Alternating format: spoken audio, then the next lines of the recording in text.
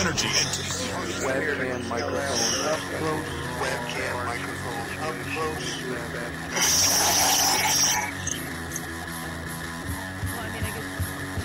Yeah.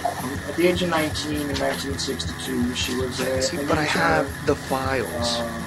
You know, I read this stuff at the National Archives, and I read these other things. I said to myself, how can that be possible? The brain, you know, crystals and fondle slab of choice, and computers, the internet, professional wrestlers, and not just Ventura style. It doesn't matter where the information comes from, as long as it's real. It doesn't. It's hard to get real information because seriously, they don't want you to have degrees to together. Whenever I try to prove out, you know, it's not. If you expect your government to tell you the truth, you're going to sadly disappoint. Another one of these things. Dear Lord, what a dirty old man, huh? Really? Can't be serious. Is this really how you want things to be? Come on. More hooker, eruptions. Eruptions, whatever. Like Dave Powers kind of... Really? Allegedly broadcast live from Pima Region 3, within the borders of the formerly united and currently occupied states of America. We bring you the Ochelli Effect. I damn sure know I'm an original. We have all these situations. I'd love to know why it takes 50 years, for a 19-year-old girl to eventually get up to gumption to put these things out.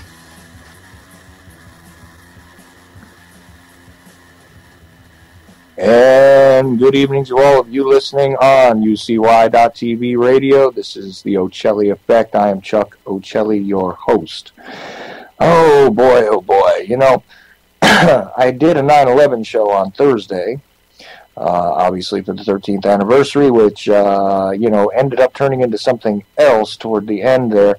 A lot of people that were scheduled did not show up for various reasons, but hey, things happen. However, 2 people did show up and caused a little bit of feedback in my email box and in a couple other places, so I'm actually going to bring them back on, the 2 of them, and we're going to have a little bit of a discussion here because I see very 2 distinctive sort of ways of thinking emerging among friends of mine, let's just say, and both of these gentlemen that I'm going to have on with me I count as my friends. One of them I've known for a little longer than the other, but it has been an interesting journey, to say the least, in the past couple of years, and I've met some really spectacular people, and I've met some really, let's just be kind and call them useless individuals as well. But my friends I don't call useless, of course. Anyway, toward the end of that show, these 2 guys were kind of going back and forth with very, very different sort of philosophies. Now, this is sort of a philosophical debate of sorts, but it won't be a debate as in a structured kind of thing. I'm going to ask for a couple of concessions between the 2 gentlemen, because I know that each of them is rather passionate in their positions about the state of the world as it is. But we will have them joining very, very shortly. In the meantime, anybody else who doesn't want to call me a Zionist shill or anything else, you can reach me, by the way, by email if you like, Chuck, CHUCK1972 at Lycos, spelled LYCOS.com.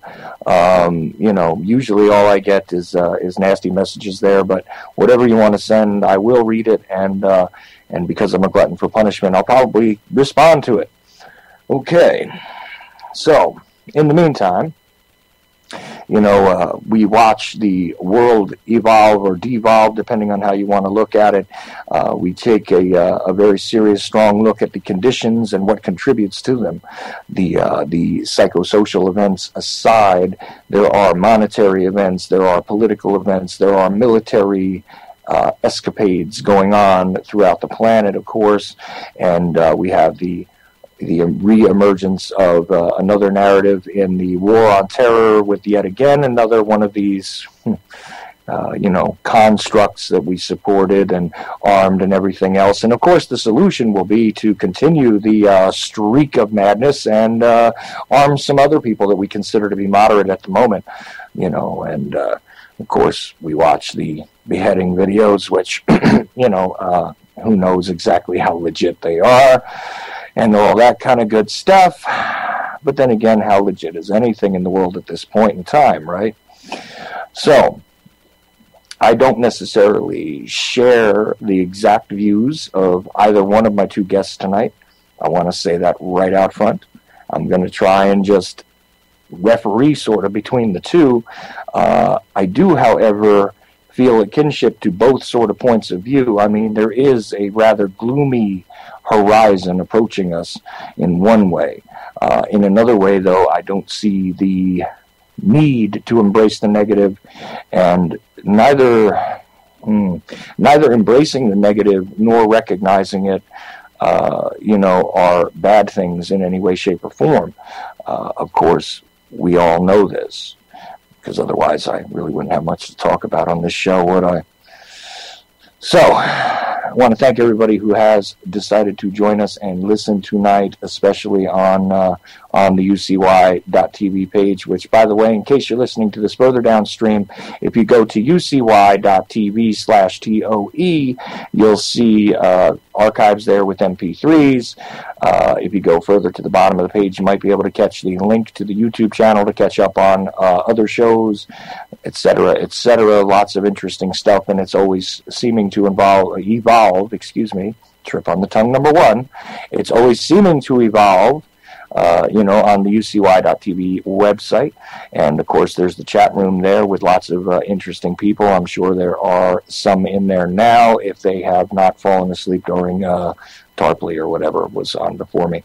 So, and I do advise you to go ahead and click the little shows link at the top, or check out some of the other shows randomly. You'll find lots of interesting hosts and topics throughout the network there. Anyway, so, another thing. I haven't posted to SoundCloud in a while, but I will be doing that shortly. All you have to do is look for Chuck Ochelli on SoundCloud, and, of course, also on Facebook. The Ochelli Effect is also on Facebook if you can find it there. Send messages or whatever. Just try not to be too hostile. Okay. Because, hostility just gets answered with hostility, and, I'm not all about that lately. I'm a little too tired for hostility at this point in my life. But, you're welcome to your opinions and whatever else. Although I do find it funny that I'm a Zionist shill. That's pretty hysterical. Because I've never really been in support of too many criminal organizations, although I have been kind of kind to the Italian mafia over time. There might be reason for that, because at least I understand that methodology. I understand the desire to do things in that particular way, but the criminal state of Israel I don't understand. So, shill away or call me whatever, it really doesn't matter. We're going to see if everybody is ready to be added in. Let's see now. What a week, too, man. What a week. Let's see if we can pull this all together. I was going to do this a little earlier, and I was asking everybody to kind of call in, but, of course, I'm always unscripted, always unprepared, because that's just the way I do things on here. I don't like to script things. I'd rather that they evolve organically and they come to you guys who are listening completely, spontaneously, let's just say. Okay. So, I do believe I have both of my friends on here. Jimmy, are you with me? Yes, I am. All right. So, of course, people that are quite familiar with the network know Jim Funky. And you called into the 9/11 show not too long ago. Of course, you and I are friends, and you used to have a show on this network, and I used to call into your show, et cetera, et cetera. So, there we go, full disclosure on that. And how you doing tonight, Jimmy? I'm not doing too bad, man. If you'll indulge me for a little bit, I'd like to try something out. Well, just let me kind of introduce Daniel, and then I'll give you the floor. How's that? All right. Okay, and then we have Daniel Lewis Crumpton. You can hear me, Daniel? Greetings and salutations, Chuck. All righty, and greetings to you too, sir. Daniel's a writer for ZenInTheCar.com, also an author. I always screw up the name of your book there, but it's Then Came the Flood, I believe, right? Yeah, we got it. Yeah, you got it. Got it that time. All right. So Then Came the Flood is Daniel's book, which is rather interesting, and I'll tell you, very, very rich in his authorship, the way he put that one together. And I haven't even read the whole thing yet, but I'm impressed. So, and meanwhile, as I said before, I am friendly with both of these gentlemen, so I really, this is kind of a weird position. The only thing I'm going to ask of you guys is two things, okay? One, that regardless of how heated this discussion ends up getting, I'd like it if both of you could remain respectful and try to avoid using, F-bombs and things like that, because it really does get a lot further if we don't do that, okay? Absolutely, man. You know me. Oh, I know you, but, I also know you, so. Oh, come on, man. Jesus Christ. Okay. I see how this is going to go tonight. I see how this is going to go. Much love, Jimmy. You know that. And of course, and I also have known Daniel for less time, but also appreciate and respect him as well. So I have respect for both of you gentlemen, and I am now going to just allow Jimmy to start this off because he has something that he wants to lay out there right away. So I have no idea what it is, but go right ahead, sir. Oh, well, it's nothing major. I mean, I bought a vintage microphone on eBay, and it's an old. It was made in 1937. It's an old A-static D104C broadcast microphone. Never had a plug put on it. Bought it in the box, in the original packaging, yada yada yada. So I've had it sitting on my shelf for, I don't know, probably 4 months, and never put a plug on it until just a couple of weeks ago. And I wanted to just see how it sounds like live. I mean, I can take us back through time and technology. Like this mic you're hearing me on is an Electro Voice RE20. It was made in 2012. It was the first microphone that I bought and used on the network here, and this is like brand new technology. So that's this one.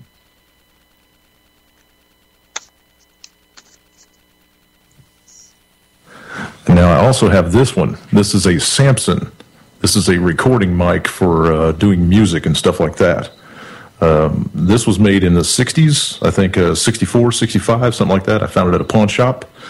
So that's going back a little bit in technology. So there's a Samson. And as you can hear, even though I get far away from this mic, it's got, it's the cardioid element in it, picks up every mouse fart in the room. So that's that one. Yeah, you can definitely tell that that's something that could be used in a studio. Okay. Now this is the D104C. This was made in 1937, and as you can tell, it sounds like I'm an old-timey broadcaster now, right? You can see me on the ground underneath the Hindenburg as it's blowing up. So that's this one. I just wanted to see how it sounds and get everybody's input from the room, how it sounds, and I don't know. I just thought it was really cool to go back in time. I like it, Jimmy. I got to tell you, it's really cool, but your best overall sound quality with a little bit of noise suppression is on the first mic that you were using. Oh, yeah, that's definitely. That's like industry standard microphone. The RE20 is what you see everybody using on NBC radio, ABC radio, all the big networks, guys that record, that do soundovers, voiceovers for commercials and stuff like that. That's the mic they use, so... Yeah, on that last mic you're using, I'm almost waiting to hear the pops and hisses from the acetates, brother. So. Yeah, but it's a good, it's just a beautiful microphone. It's all chrome, real shiny. It's almost like the same one that you use on the AM radios, on the CB radios, D104s. But it doesn't have a push-to-talk switch. It's just got the cord coming out of the back of it, and the stem on it's only about 5 inches long. But other than that, it's the triple chrome-plated, shiny. It's a beautiful, beautiful microphone. I just wanted to hook it up and see if it still worked and everything. You can tell it's been out of the box before, but it has never been hooked up to, the wires were all pristine. The solder was still on the end of them. It was just a good buy. Yeah, definitely. And you know what? Probably something that would photograph nicely. Oh, yeah, absolutely. Mm-hmm. I'm talking to you guys on on some Maxell earbuds that I got from Walmart for $9.99. I don't even want to. And they sound fantastic. I don't even. Thanks, man. I appreciate that. I was worried about it. I don't even want to say what I used to do this broadcast because I'm embarrassed. But is it a can of like an empty can of corn with wax on a string connected to it? No, I'm just joking. Almost. It's something made by Logitech, ladies and gentlemen. So, dog chewed and everything. Yeah, it is actually. Do you remember that? Don't you? Oh yeah, I remember you ran across the room and snatched it out of your head. Yes, she did. And she's still causing terror in my house. Okay. Keeps you on your toes. Oh, yeah, well, everything does, Jimmy. Everything does. So, like I said before, though, before I got you guys on, I got a lot of feedback because the two of you started to kind of butt heads at the end of my 9/11 show. And I find both of your worldviews valid, okay? And everybody says, well, there goes Chuck again, just kind of agreeing with whoever's on the air with him. But the truth is, man, that there is a reality to both of your points of view that is undeniable, in my opinion. And see, I know that people that have known me for years and years would not necessarily accuse me of being an optimist, but but when I'm staring at my infant son, I have no choice but to try to think optimistically, and and though I have a lot of problems with things that are going on, obviously, in the world. I mean, I constantly talk about it on this show. Like I said at the beginning, I wouldn't even have a show if I didn't have problems with things in the world, right? But at the same time, I don't wish to embrace it. And sometimes I would say, Jimmy tends to embrace these things a bit, and really focus on the decline of things, so to speak. Daniel, on the other hand, is quite a bit more positive, but in some cases, to me, a bit unrealistic sometimes. Now, again, I suffer from both of these particular angles in my head, and it shifts back and forth because I'm not quite bipolar, but might as well be emotionally, I guess, because I seem to fluctuate between these two schools of thought. And I find this really interesting, and I got a lot of feedback about it because it just seemed as though there were people that really supported either side of what the two of you were saying, which is funny because I'm trying to do a show about 9/11, and I wind up with complete worldview philosophy arguments in my email box, which is hysterical to me. So way to go for me not getting what I intend to do, right? Anyhow, Jimmy, again, I'd like you to start off though, and just try to lay out, because I know you had a lot more to say, and we ran out of time. And, again, I just, want to remain respectful here, which I know both of you will do. But I just wanted to kind of say that for the listeners, that this is the way I intend to do things. But I do want to kind of let you sort of lay things out, because I know you have a very serious focus on financial matters and things like that. That's what you used to do on here. And it is one of the things that, you weren't just doing it for the radio. It was one of your very key issues in the world. I mean, of course, anybody who listens to me knows that I feel as though everything is so manipulated at this point that they can do this ad infinitum forever and ever and continue to prop up an inflated, currency, world markets, et cetera, until they decide to crash it. I think that'll be intentionally done. And although you had said on my show that it would be around Christmas time, I don't feel as though it's going to be that soon. And I really, really hope you are wrong about that. I hope I am too, to be honest with you. But, I mean, when you look at the indicators that are out there and you pay attention to it for more than 30 seconds, you see that there's an inevitability that is coming. And there's nothing that we can do to make it stop. No matter how many kumbayas you want to sing, no matter how many people you want to get together holding hands and whatever, it's just not going to happen, because the rest of the world is not going to let this keep going on. They will not let the Fed keep printing money the way they're printing money, because every dollar that they print makes every dollar that a foreign country holds of our debt worthless. Got me? Oh, absolutely. And any knucklehead that doesn't want to acknowledge that is going to pay a serious price when the time comes. And the time is coming.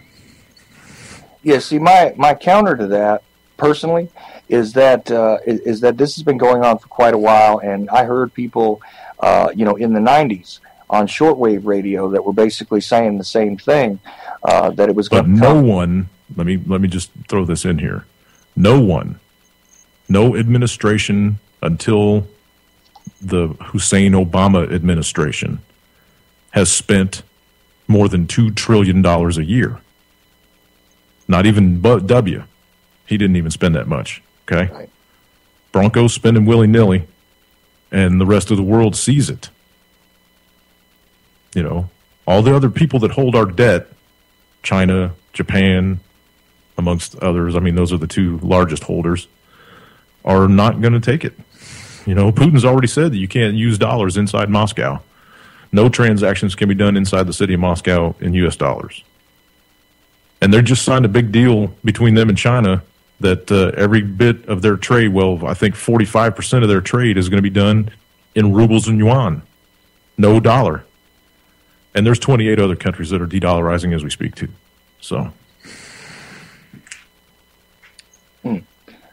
it's just that as and you're right about all that. But as I said, the idea that the entire world will hinge upon this, it may be a great time of upheaval that is about to come, and that may be one of the triggers that the crash of the dollar will come very soon, and this in the end may be an actual positive, in my opinion. I think it's going to require some growing pains, but that's how I see it anyway. And I just wanted to interject only because I was also criticized for not bothering to step in between the two of you. Go ahead, man. Go ahead. But Let Daniel have his say now for a minute. Oh yeah, no, absolutely. I wanted to hear what Daniel had to say about that. But I just want to make sure I interjected my point of view in there because they were right. I didn't really get in between the two of you. I just sort of let you go because it was interesting to me. So, anyway. By the way, Daniel, my name's Jim Funky. I don't think I properly introduced myself the last time we spoke. And just for the record, I'm 46. Well, it's nice to meet you, Jim Funky.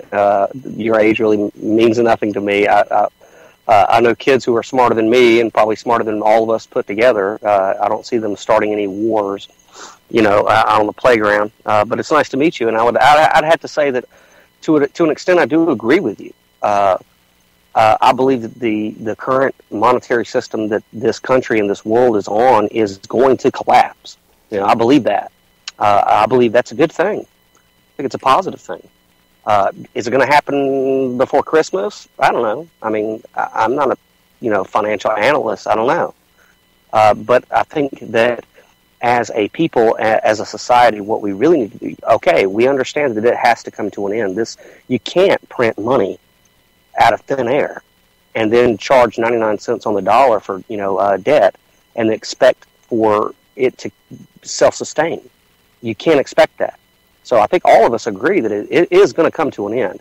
I think, personally, this is just my opinion, that it's going to hold, the current monetary system is going to hold its structure long enough for us as a people, as a society, to find a replacement.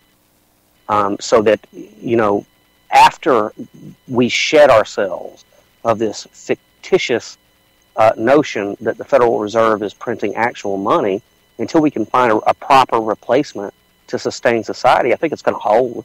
I think that what we as enlightened people need to be doing right now is to be thinking beyond when it collapses and how are we going to replace it. There are several different theories that are different systems that I subscribe to. That I'm not married to anything. I would rather go with what's called a contributionist society, which is currency is what you can offer other people. Some people say that's communism or socialism. Not quite. I mean, for example, one of my partners and a good friend, and I consider him a brother, Jason Patrick, is a roofer. Right? If somebody, let's say in a small community has a trade or a skill or an art that they can contribute that other people don't have, then and I don't want to say it's a barter system, but I think we should start looking at a new monetary system where our skills and abilities and our arts and our intellect can contribute to the society in exchange for, similar skills. For example, that is the barter system, though. Why would you want to rename it? Well, that is the barter system. Well, have you ever heard of Michael Tellinger, Jimmy? No. There, and I would urge everybody who's listening to do a Google search on Michael Tellinger. He's out of South Africa. He has something called the Ubuntu Project, which is specifically talking about what we're talking about, which is what are we going to replace the current monetary system with when it finally does go defunct? I mean, and like I said, I agree with you, Jimmy. It's going to go defunct. The U.S. dollar is, anyway. Well, the U.S. I mean, the monetary system as it is going to go defunct. Not just the American system, the Federal Reserve System. Well, the Federal Reserve System is not just in the United States, though. Right? Yeah, there's so many countries that have central banks that are all run by the same group of banks. By the way. Yeah, realistically, what I was going to say there is that the Federal Reserve System, is what we are confronted with directly, but in reality, that's part of a much larger international situation, and IMF. what the IMF, right? And what happens is, realistically, if the U.S. dollar collapses, I think a lot of things are going to go down just like dominoes anyway.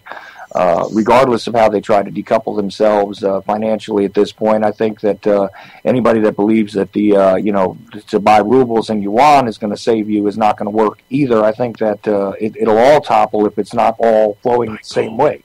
Like gold and silver. Right. Yeah. But yeah, I mean, I like I was saying, I would urge everybody to go to michaeltellinger.com. He has something called the Ubuntu Project, where he's talking about the types of solutions that we need to be looking at when the collapse does happen. I think the only difference that me and Jimmy would have is, I agree that it's going to collapse. How I choose to look at it is, when it does collapse, can we as a species transition ourselves peacefully No. without? You don't think so? No. Humans are stupid. Well, 95% of the population of this planet is just thick stupid. Well, I mean, and Jimmy, what I would have to say is I don't know who you're surrounding yourself with. Well, I'm just looking. No, it's not people that I surround myself with. I look at general society. I look at the way people act toward one another. I look at the way that,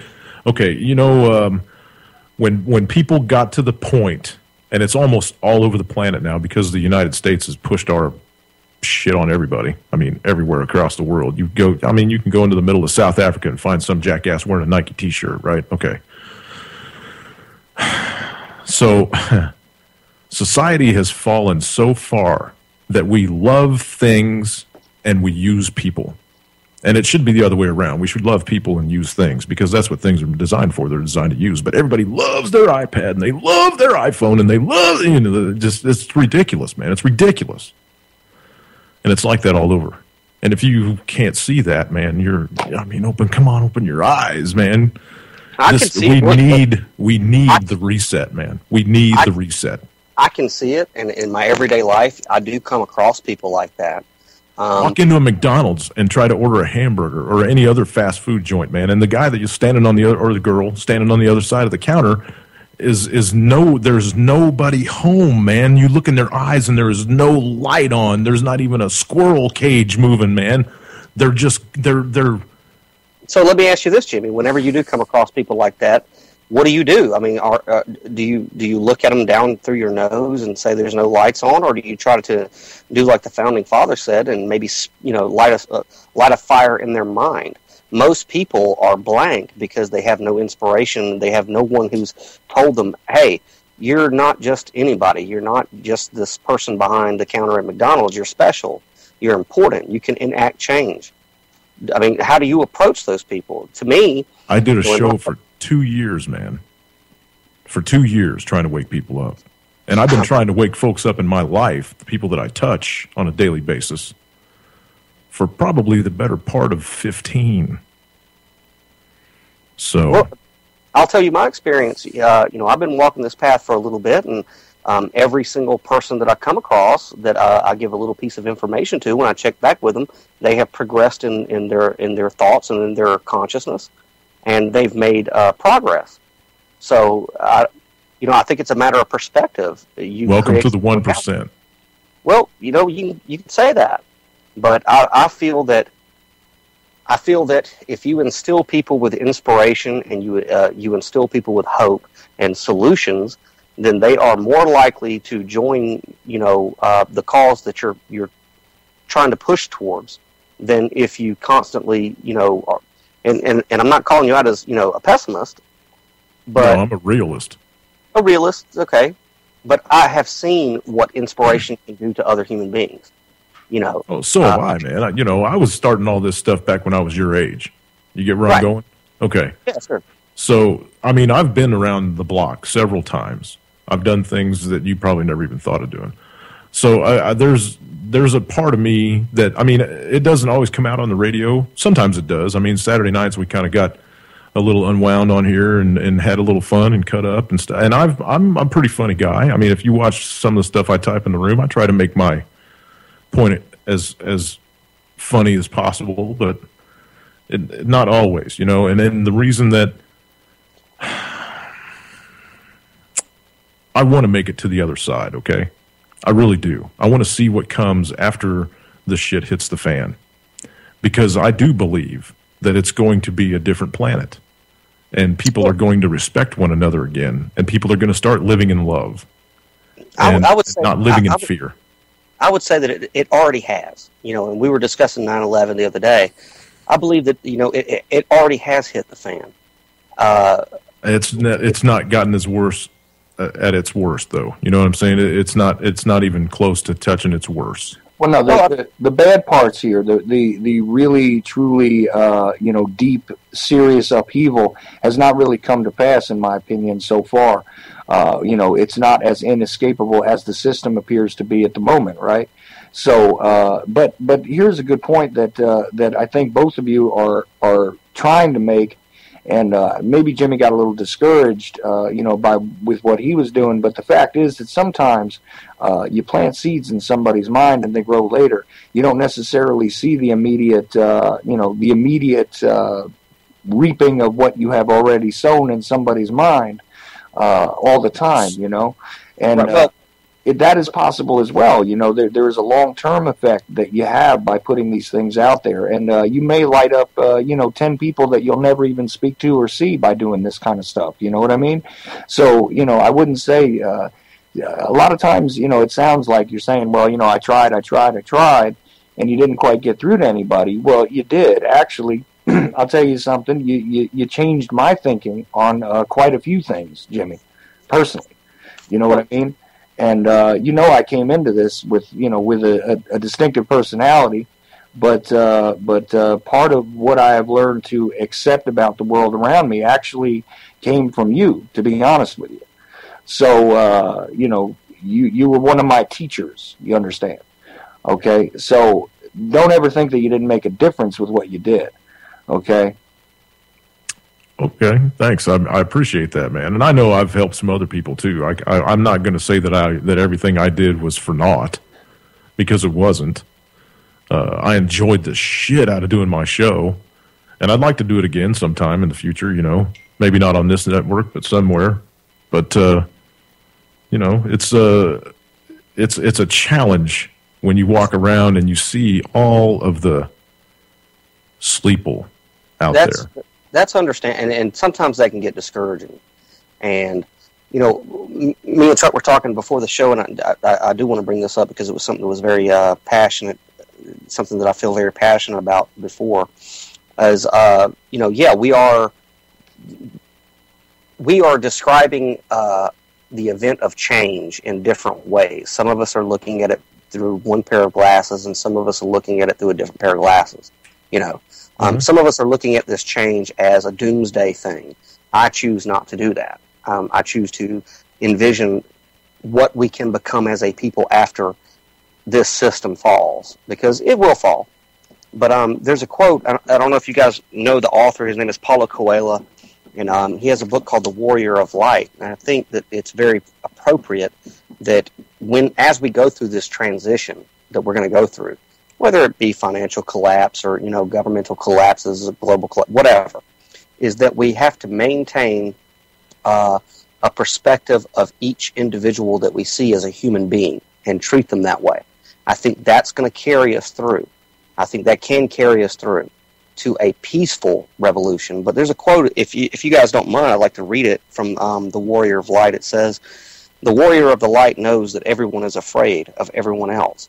This fear generally manifests itself in two ways, through aggression or through submission. They are two facets of the same problem. That is why whenever he finds himself before someone who fills him with fear, the warrior reminds himself that the other person has the same insecurities as he has. He has surmounted similar obstacles and experienced the same problems, but he knows how to deal with the situation better. Why? Because he uses fear as an engine, not as a brake. The warrior learns from his opponent and acts in a similar manner." And I think as we do go through this transition, be it before Christmas or what have you, I think that those are words that we really are going to have burned into our consciousness when we deal with our fellow man. This world is changing. This species is changing. All world governments are changing. But right now we have an opportunity to put in our consciousness what we want it to change into. We know that it hasn't been working for the past few thousand years. Human history has been rifled with war and plague and famine and financial corruption. But I think that people like us, who are thinkers, enlightened people, we need to start looking for how we're going to land this plane, when it finally does start to descend. Where are we going to put it? And that's my position. Chuck, you want to talk about that, man, and give me time to think on that? I'm just going to stew it around for a little bit before I got some other stuff I want to add in that you guys aren't even taking into consideration. Oh, well, good, because I always appreciate, getting new thought patterns in my head going. So, please, by all means. Honestly, man's inhumanity to man. Yes, you're right. History is absolutely rife with this. There is no end to it. And this is the thing, if I don't believe that it's kind of hard to explain, I guess. I don't believe that that a warrior necessarily, adopts his opponent's, ways of being. I don't think that that utilizing fear as an engine is exactly the right way to go, because it seems to me as though the only way that I've ever accomplished anything that I even found remotely extraordinary was to be without fear, was to step forward without regard for what was going to happen afterwards, because I knew I was righteous in my action alone. And this is a little bit of a difference in philosophy I have with that, because that is the only time that I pulled off anything. Rather, the best description I can give you is extraordinary.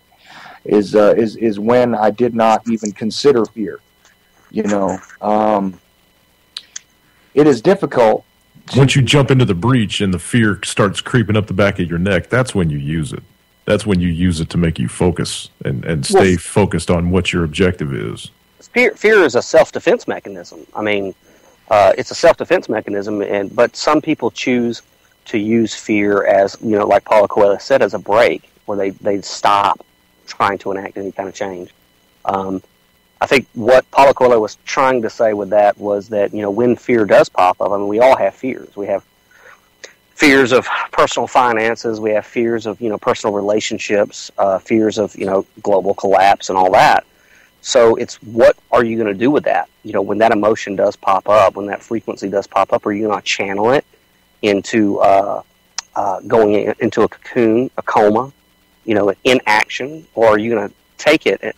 My father was a brown speckled belt, and he taught me to always take your opponent's inertia and use it against them. And fear is that way. Fear is an opponent. That's the whole what are we basis going to of do? Kung Fu. Yeah, exactly. So what are we going to do with that when the fear does come? I mean, Jimmy, I understand what you're saying. With financial collapse, it's all going to happen. Okay, well, that's sending fear out to people. Okay, so now that we've done that, what do we want them to do with that energy? Do we want them to become inert, or do we want them to take that energy and shift it towards solutions? And I think that's what I was trying to say as far as the quote with Paulo Coelho. I think you could take fear and you can let it paralyze you, or you can take fear and you can harness it as an energy to push forward. Well, I never would want to utilize fear to take the opportunity to submit or to surrender, I guess, would be more appropriate. I don't know how to do that.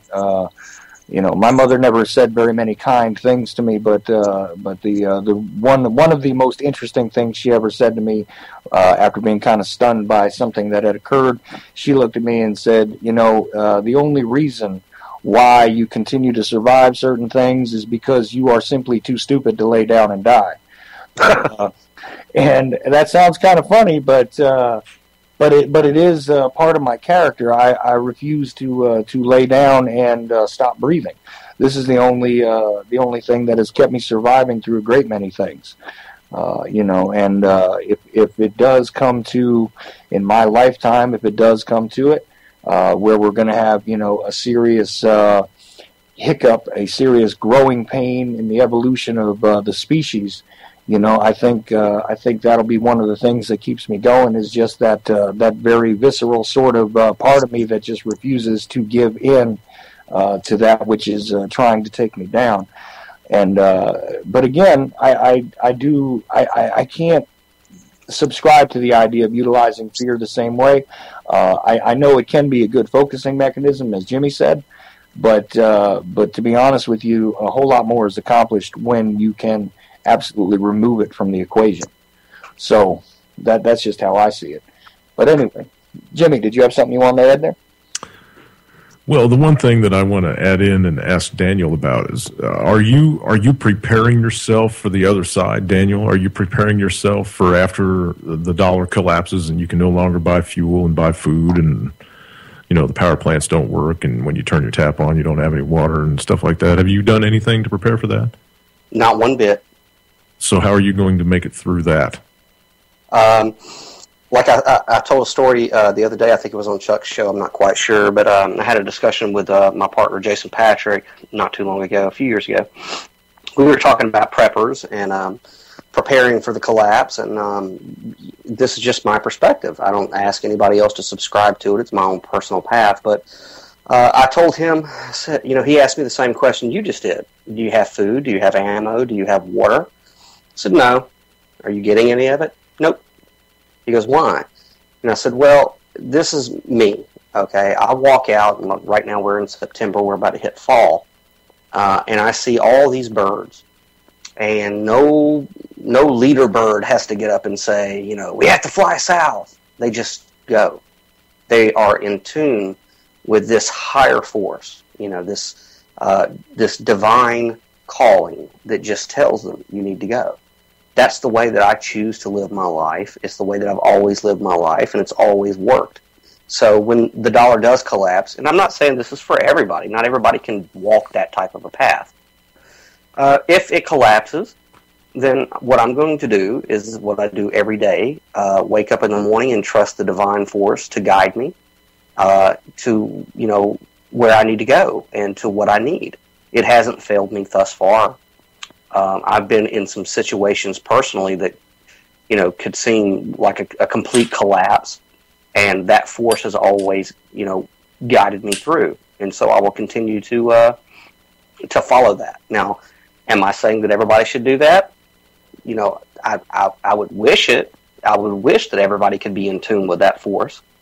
But as far as preparing myself for any type of collapse, no, I'm not doing any of that. You know, I'm not going to exhaust my energy in that way. I'm not slighting anybody who is, but that's just not the way that I live my life. This is my life. You know, it's mine. It's a gift that was given to me, and I choose not to live it in that way. I choose to live it in a way where whatever the divine force is, or wants me to go, or where it wants me to go, or what it wants me to have, I just trust it.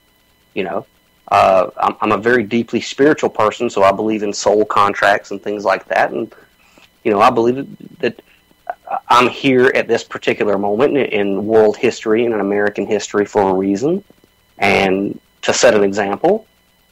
You know, so that's what I do. I operate off of a wing and a prayer every single day.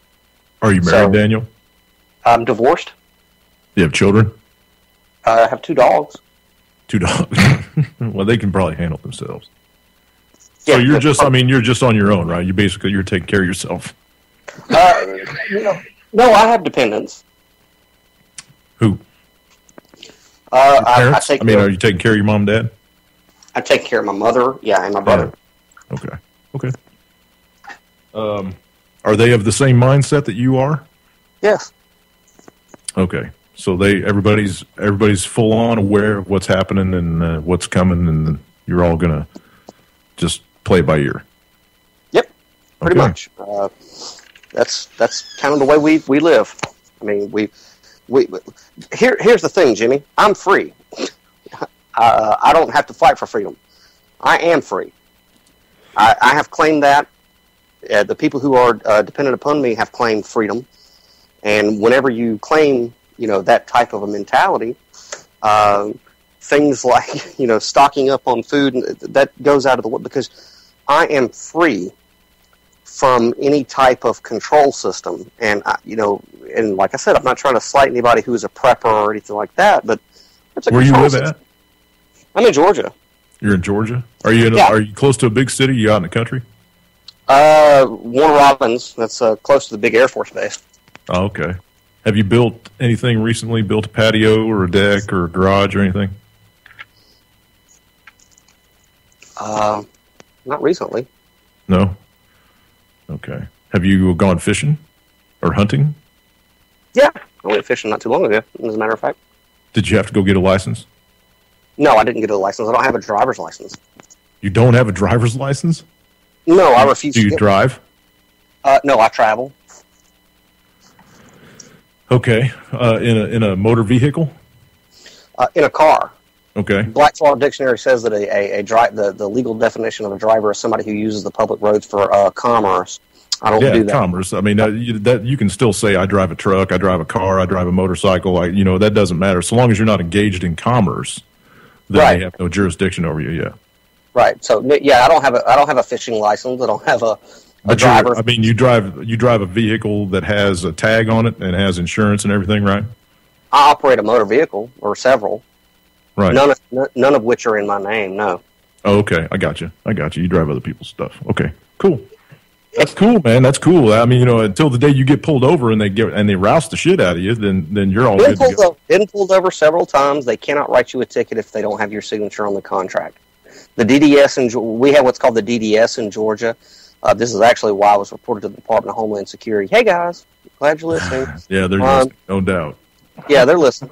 Whenever Georgia did the Real ID Act, the website that I write for, we did an open letter to Governor Deal, and we said essentially, this is the Real ID. This is a secure ID. This is going into a national database.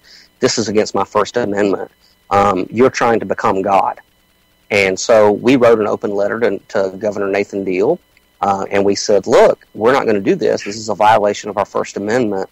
Are you going to let all the judges and peace officers in all your municipalities and counties know that we have a right under the First Amendment to refuse getting a driver's license? And he reported me to the Department of Homeland Security. They've been monitoring me ever since.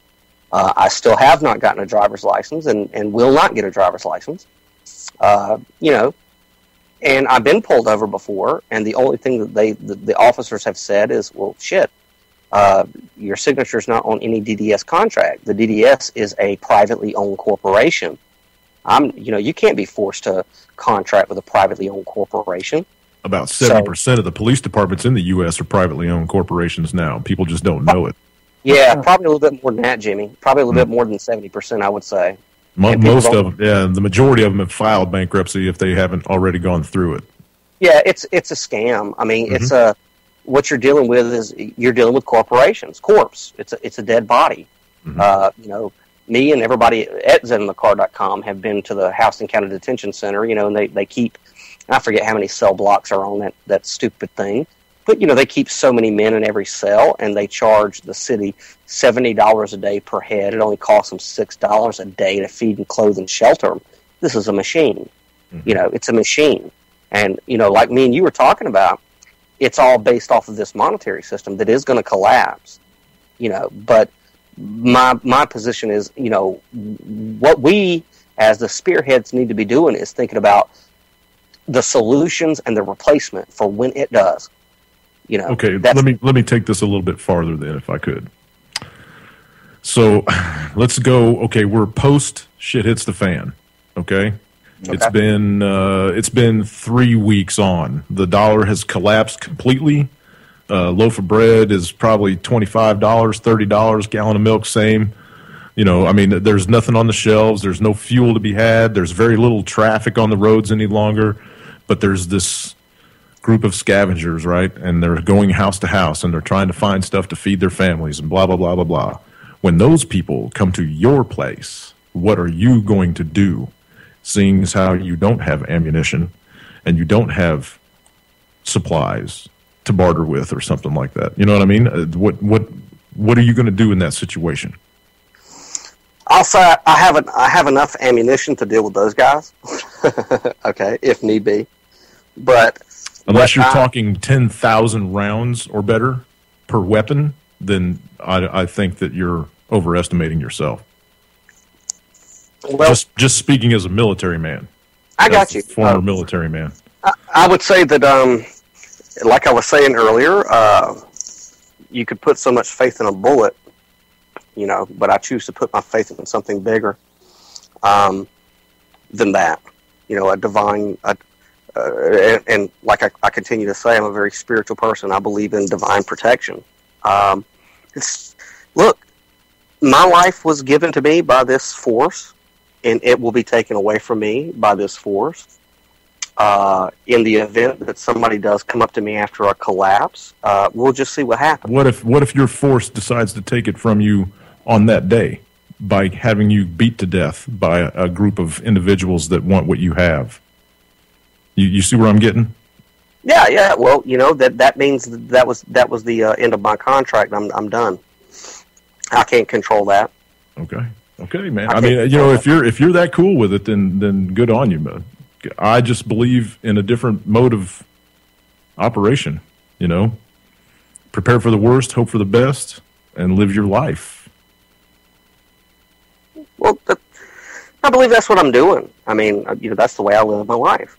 I could have, I could stock my entire house with ammunition, and if the divine wills me to walk out of this world on that day, then all that ammunition is going to do nothing but collect dust. You know what I'm saying? We like to believe as individuals that we have this control over our situations, and we don't have as much control as we think that we do. It's like Bill Hicks used to say, it's a ride. It's a ride. You're here for a certain amount of time to experience a certain amount of things. And eventually the ride will end. How do you want that ride to be transcribed to other people? I'm kind of a Gandhi guy. I don't believe in violence unless it's in self-defense. And even on a personal level, I don't know if I would use violence in self-defense. I have been the person that has been attacked. I have been the person that's been, on the other end of brutality and not fought back. And there's a release in that. Am I saying that that's for everybody? No. Am I saying that everybody can walk that path? No. But for me, that's my path. And in the day that scavengers show up in some Mad Max scenario, if they need food and water before they can take it from me, before they can steal it from me, before they can take it by force, I will give it to them of my own free will. Because I believe that when you do that for somebody else, it comes back to you anyway.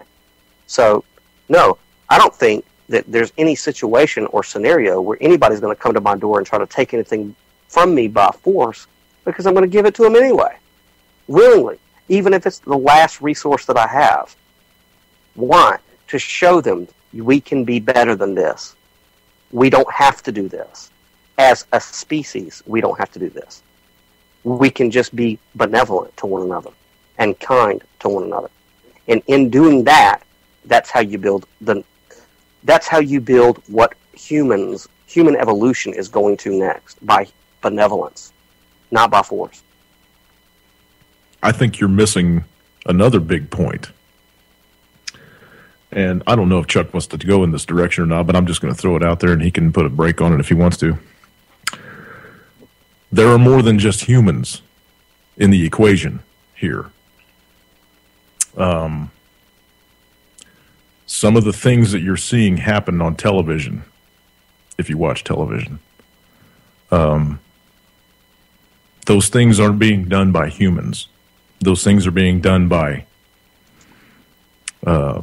if you want to call them jinn, archons, from the gates of hell. Yeah. The gates of hell have been opened on this planet. So there's more than just humans walking around now doing things. Right. No, I agree with you on this, Jimmy. Actually, there is a great dark force which has risen up, and some people do believe that it is the jinn, spelled with a D, obviously. And some people believe that it is a dark manifestation from the buildup of those who have for so long sought it, et cetera, et cetera. There is how many decades, how many generations, how many millennia have the human species on this planet been killing one another and premeditating this evil? How long has this been going on? And to think that it's not going to turn around and bite us all in the ass is just blindness. Well, I would have to ask you this, Jimmy. You mentioned the jinn. I didn't know if I don't. Me and Chuck have talked about this before. You never know what level you're dealing with people in this movement. What's your understanding of the jinn? How much time do you have? I think we have an hour left, don't we, Chuck? Yeah, the jinn are. Don't feel restricted, Jimmy. I know. But I mean, to get into a whole theological type discussion, it's going to go nowhere. Basically, well, I understand. We both know what they are, and we both know what they represent. Yeah, I mean, they were brought onto this earth by people that have a higher knowledge than us, that know things that we are not privy to, because we haven't been given the ability to study what they've studied or learn what they've learned. Okay. They manifest these jinn, and they bring them here to do evil, right, for them. Okay, right. So they're a manifestation. So I'm going to have to ask you this, Jimmy. You're a David Icke. You like David Icke? I like Icke. Yeah, I haven't been following him for about a year now, but I mean, I've visited his site numerous times. I believe some of the things that he believes. Right. Okay. So go ahead. I believe in Nikola Tesla too. So. Yeah. Oh, yeah, we're on the same page with that. There are some people can't take it this way, but you do have to take it to a different level, where we have to understand that, as the Bible would say, there are powers, the principalities of the air. There are forces beyond human consciousness that are affecting things. 9/11 was a big example of that. And I think that, our job, people who realize that human consciousness, human governments, the geopolitical worldview is being manipulated by forces that most people cannot conceive of. That's something that must be taken into an account. if we are going to if we're going to reclaim freedom globally and personally, this is something that has to be looked at. But most people don't want to look at that.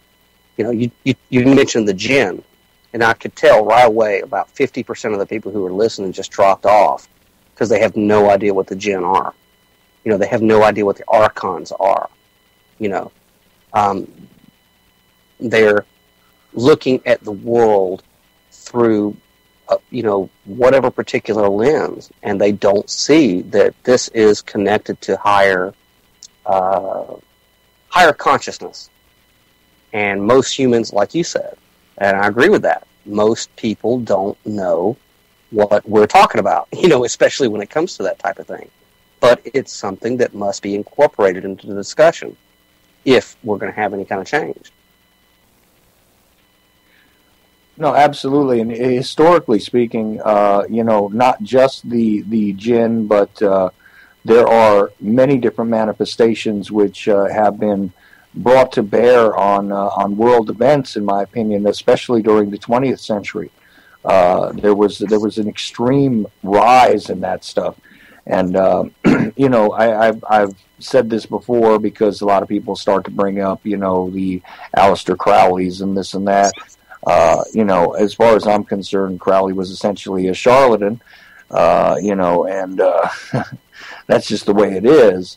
But there are legitimate people that, you know, that actually are well aware of certain bits of knowledge, let's just say, that are not part of the light here, gentlemen. And, you know, to deny that, I think is pointless. But, yeah, we probably have lost a couple of people on this because, you know, they think that we're talking about, you know, genies and whatever else, because that's, you know, part of where that legend comes from, of course. But there's a great deal to be said about the darker sort of forces that are rising up and actually influencing a great deal of what we're seeing at this point in time. But that has been part of human history, as far as I'm concerned, since before it was written. So, you know, just wanted to step in and make my point about that real quick. But please go ahead and continue. Well, one thing I would like to have people consider is, you know, this is something.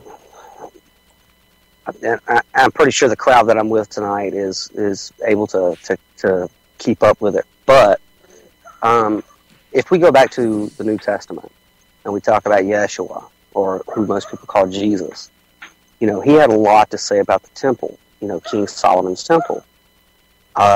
And he prophesied that it would be destroyed, you know, and things of that nature. And, you know, some people kind of get closed into the dogmatic Christian perspective of what he was saying.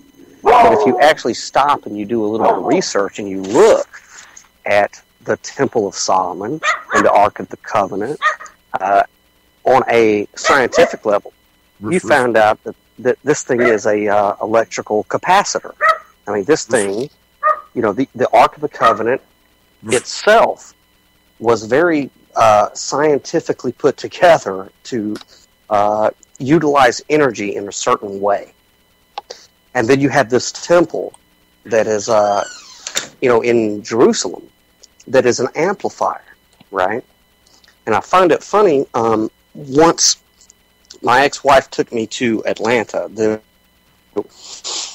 an exhibit where the cornerstone of the temple was there, and a bunch of other things from Israel. And there was a rope around this cornerstone. The cornerstone was basically where the high priest would go out every Sabbath and blow the shofar as a call for worship. And in the book of Ezekiel, it talks about how the Shekinah glory of God, when it left the temple, it passed through that stone. So here I am in Atlanta with my ex-wife. We're looking at the stone. And I said, I'm going to touch it. You know, no, you can't do that. The sign says, don't touch that. And there's a rope, right? So I don't care. That's the stone that the glory of God passed through. I'm going to touch it. I'm going to break the rules and touch it. So as soon as the museum aides weren't looking, I did exactly that. I reached across the rope and I touched the stone, right? So after that, I started to do research on HAARP. And I know both of you guys probably know everything there is to know about HAARP, right? I wouldn't say everything, but I know a little bit about it, yeah. Well, HAARP, I mean, it's the government's way of changing, weather patterns and things of that nature. Well, all right, well, you have to connect the internal with the external and all of that. A few years ago when Barack Obama had this decree that nobody could buy, incandescent light bulbs anymore, everybody has to buy these curly Q things with mercury in them. And smart meters started being put on the sides of all of our house, and the internet was prevalent. What people really aren't looking at is, for one, the internal chakra system that we all have, ganglion nerves. You have 7 in your spine. It's electricity. With the implementation of HAARP, with the implementation of a lot of the stuff that's on the internet, what you're dealing with is the exact same thing that Yeshua warned us about with the temple in Israel. It's a way to for the government to be able to hit a couple of keystrokes through HAARP, through smart meters, through the smart grid that we're all connected to. We're talking on it right now. I mean, they have the ability to tap into anybody's consciousness who doesn't practice meditation or who doesn't alkalinize their body. They can tap into their lower chakras. And we talk about MK Ultra and mind control and stuff like that. Well, what they created is a way to use anybody as an agent for, their system. And, what I try to warn people about is, look, Facebook is great, social media is great, technology is great, but you need to take 15 to 20 minutes, out of every day and go walk in nature and get away from it. Because they literally can tap into our consciousness through this grid that they have created. Now, that sounds scary and it sounds doomsday-ish. However, what I would say is, okay, well, we already know they've created the grid, and we already know that we're tapped into it. How about this? How about we, as enlightened people, rather than being manipulated, rather than allowing them to use us through this system, how about we push back and start using that same system against them? And, this gets into, it ties into the jinn, it ties into the archons, it ties into things like that. We're dealing with intelligence far beyond what most humans are at right now. So it's a double-edged sword, in my opinion. I think that so many people who are out there, like Jimmy was talking about, that are just, there's nobody there. Their eyes are closed. There's nobody home. Okay, they're plugged in. It's very much like the Matrix, the movie, very much like that. And but on the upside, I think that we can use that as a tool. The ones who know that this is going on can use that as a tool. Well, what do you have to say to that, Jimmy? Oh boy. See, I know you got some thoughts on this because I sort of said something like this to you once, and I know you had a lot to say. Daniel, I respect you, brother. Okay, so don't take anything that I'm about to say too personally. Yep, you're fine. You make a lot of assumptions. You do. You jump to a lot of conclusions before you have all the facts. You make a lot of assumptions. First of all, you assume that the people that are running things are smarter than everybody else on the planet, and they're not.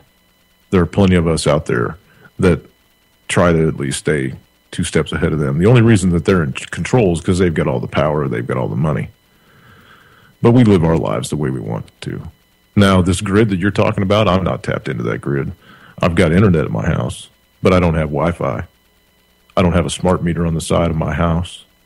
I make my own power. I have my own water. So no, I'm not a part of that grid. And I live in the middle of the woods. So when you talk about getting away, all I got to do is walk outside. 10 steps ahead of you, brother.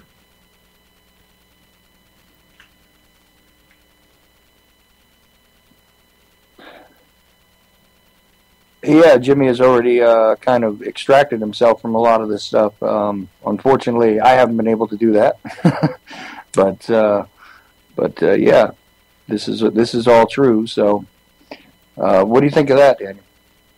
Yeah, well, I mean, one time I was at Walmart. I was getting some stones for my Zen garden, and I was speaking with a Native American lady, and she said, we were talking about things like this, and she said, you don't understand. You're a worker bee. You are a worker bee. You're a part of the hive, the collective. And we had this discussion, and she was just like you, Jimmy. She lives out in the woods, makes her own power, makes her own water, all that good stuff. Now, personally, I don't know how to do any of that. So, I don't have the ability to be off the grid in the way that you are. However, what I do understand is that I am a part of the grid. I'm in the grid. So I have one of two choices. I can either go with the programming of the grid, or me having the conscious knowledge that I'm a part of the grid. I can use it to unplug other people. Now, you choose to, do the hermit thing, and I respect that. That's your right. I'm aware of the grid. There you go, making assumptions again, man. Well, go ahead. Keep going. I'm aware of the grid, and I'm also aware that there are a lot of other people who are still hooked into it. My personal choice is to be in the grid to enact change. If that's not your calling, fine. I mean, that's not your calling. That's not what you're called to do. But for me, I have found that me being in the grid, I have been able to open so many minds and make so many people aware of what's going on in the grid and enact change. So, I don't think it's a slight on how anybody, chooses to walk their path. I think that it's a matter of where are you going to be most effective? To me, for me, I'm effective in the grid. I'm aware of how it works. I'm aware of the system, and I can reach so many people through the grid that they established. The NSA created the internet as a monitoring tool to monitor us. And it kind of fell back on their head because now we're actually using it to monitor them. It's like a gun. I mean, a gun can be used in self-defense or as a force of violence. So the NSA created the internet? Well, on a basic level, yeah. Okay.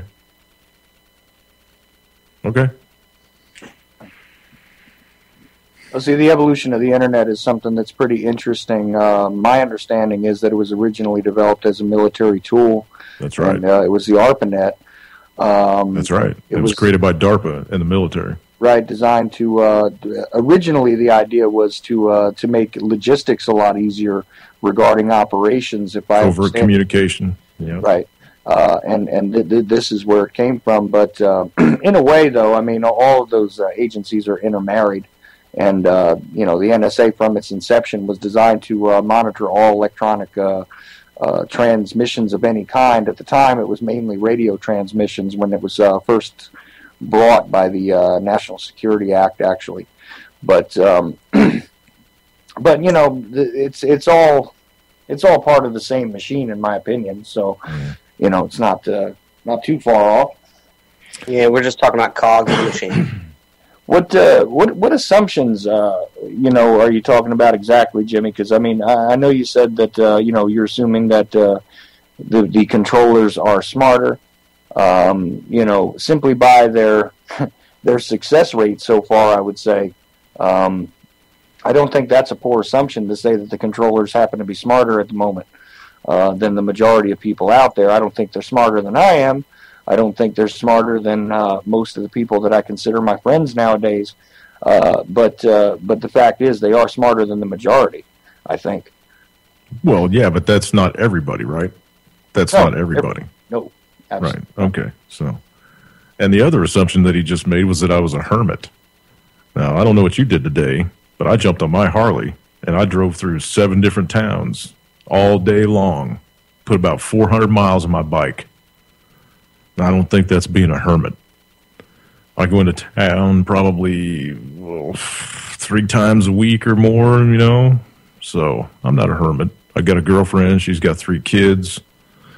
I go hang out with her brother and sister-in-law, and you know, I'm not a hermit. So just, you know, the whole making assumptions thing. I just I don't know. Not for me. But that's cool, man. I mean, you know, you got your opinion on stuff, and you know, whether you go at it with facts or whether you go at it with whatever, they're still going to be yours, right? Every day. Be sure and let me know how it works out for you. And stay in touch. So far, it's working out pretty good, man. Good. I'm glad, man. I'm glad. You know, when the whole shit hits the fan thing happens, when you're on that side of the Mississippi with 2/3 of the population of this country, let me know how that works out for you, man.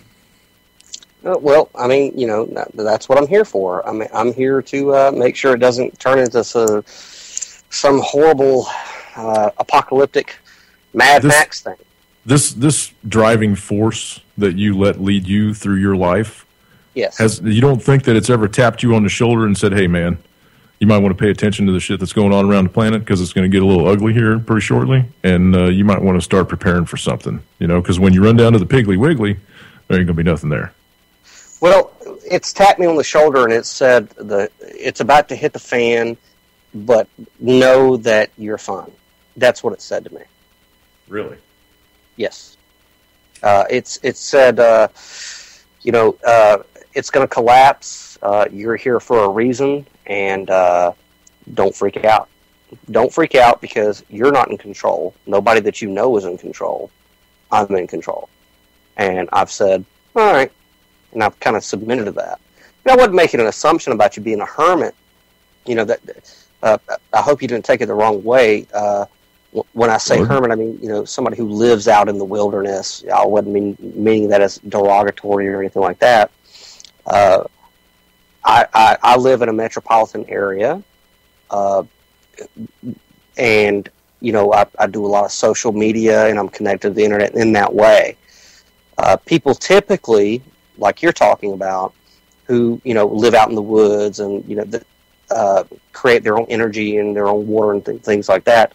That's the definition of smart people. Smart people. Okay, Sorry, man. I'm sorry. You just walked in. I just had to throw that out. Sorry. You know, this. I'm sorry, man. I'm sorry. It broke me up there because that's just you being the smart ass that you are, and see, I'm not all doom and gloom. I try to keep shit funny. No, I really do. I try to keep shit funny. When I shoot zombies, man, I'm giggling. You know, Jimmy, this is one of the reasons why I love you, man. I love you, brother. And Daniel, believe it, I absolutely love the way that you're coming about on all this also. I'm kind of one of these guys who's weird because I'm of 2 minds on a lot of this stuff.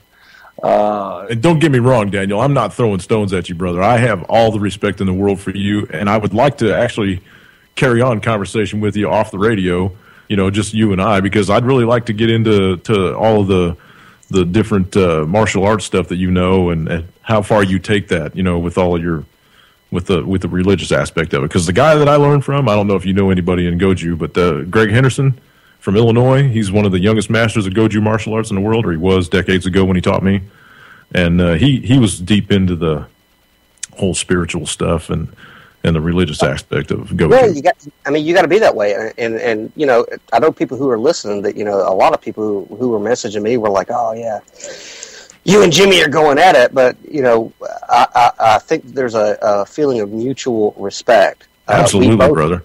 I love we you. Both have same right back at you. We both have different views on, and that's we grew needed. up in different worlds in different decades. Yeah, and it's needed. Right. That type of simpatico is needed. Absolutely. Discussion. Open your mouths and don't chamber around. You know what I mean? Well, it goes back to Socratic, the Socratic method of we're all sitting around, a campfire talking. I think all of us are here, especially. We all have this calling. All of us know things are not right. We're looking at it from different views based off of our different perspectives from life, and it's needed. If you're talking about all of us as in the people in the chat room and you and I and Chuck and his wife and, all of us, yeah, great. But if you're talking about the mass of the planet, not so much. Well, I got news for you, dude. Guess who is going to lead the mass of the people are going to follow what we are talking about, because we are the thinkers. We are the ones who have been called here to see the solutions and to discuss the solutions. So, there's so many that are going to die, dude. You have no clue what's coming. I swear to God, dude. You have no idea how many people are going to die. See, but to me, though, that's of little consequence, Jimmy, and I'm going to tell you why. It is though, because I'm fearing that Daniel, because he does not prepare for what is coming, is going to be one of the fodder. Do you understand what I'm saying? I want you to be on the other side with me, Daniel, and that's why I want you to take heed to my warning. You need to prepare somehow, some way, for what is coming. See, but to my mind, though, he is very prepared within. And that may allow... I'm going to tell you, if you made it onto a National Defense Watch List, which is what they're officially named, and I know I'm on it, Chuck, you're on it, I guarantee you, everybody that broadcasts on UCY is on it. We're all on it. Okay. They will specifically send a team to find you. Oh, yeah. Be prepared for that day. Well, you're talking to somebody who, about a year ago, I was on the steps of the Federal Reserve giving a speech with 4 or 5 sniper rifles pointed right at my head. This is not something that I'm unaware of. It's just that from the path that I walk, I choose to allow that bigger force to protect me or not. When it's ready for me to go, I'll go. Until then, in the meantime, I'm going to do what I do with trust in that. But that's my path. And look, this movement needs people like me. It needs people who are trusting in that. But it needs people like you. It needs people who say prepare. I'm not telling people not to prepare. You do whatever you're convicted to do, right? You're going to have... Okay, let me ask you this then. Since you are such a spiritual person, how can you talk what you don't walk? What do you mean? How can you tell people prepare, but you don't? You know what I mean? That kind of sounds hypocritical of you. Well, I'm not telling people to prepare or not prepare or one way or the other. I'm telling people to follow their own intuition. Okay, I got you. If they feel a call to what you're saying, and I got you. I don't listen to me. Do what your own mind tells you to do. I'm just telling you what I'm doing. That kind of, right. I got you. It's like this. I mean, like if we look back at the American Revolution, you had all the different founding fathers were from different philosophical persuasions, and all of them were needed. So, people who are where you're at are going to listen to what you're saying, and they're going to prepare. And I say, do that. Right. But people who are where I'm at, who go, all this physical and material stuff can be taken from me in a heartbeat anyway. If that resonates with you, follow what I'm saying. See, and I'll add something in here that occurs to me as I listen to the two of you. I I think that it is worth mentioning here that both sides of this equation, as it seems to be two different sides. Look, if you're completely prepared on a physical level, you have your food, you have your ammo, you have everything else, but you are not psychologically prepared, you are not emotionally prepared, you're fucked. You are done anyway. So it doesn't matter what you stock up on, okay? In my opinion now, mind you. But at the same time, there is a validity in both sides of this equation, in my opinion. But if you don't have your internal self together, you're not going to survive it anyway. Doesn't matter what your supply level is. Right. And that's the way I see it. Right. It's a mixture, and it's like the yin yang. Material and physical, spiritual. It all mixes. We're going to need people like Jimmy when this changes. We're going to need it. We're going to need people who have prepared in that way. Is that me? No, it ain't me. Don't come to me for supplies. That was not my call. Don't come to me either. Because you'll be dealing. I'll give you 1 ounce of lead. Real quick. Yeah. If you can catch it, I'll give you $100.